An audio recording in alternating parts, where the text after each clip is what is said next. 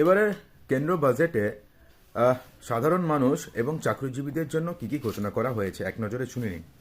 প্রথম যে সবথেকে বড় আমাদের আশাটি ছিল সেটা হচ্ছে কর ছাড়। সেই কোনো কর ছাড় করা হয়নি, অর্থাৎ প্রত্যক্ষ কিংবা পরোক্ষ করের কোনো পরিবর্তন করা হয়নি। এরপরে যে আরও একটা বড়সড় পরিবর্তন করা হয়েছে সেটা হচ্ছে যারা ভাড়া বাড়িতে থাকেন তাদের জন্য। ভাড়া বাড়িতে বসবাসকারী মধ্যবিত্তদের নিজেদের বাড়ি কিনতে বা তৈরি করতে সাহায্য করবে একটি প্রকল্প, যেটা লোকসভা ভোটে যেটার পরে জুলাই মাসে যখন মেন বাজেট করা হবে তখন ঘোষণা করা হবে।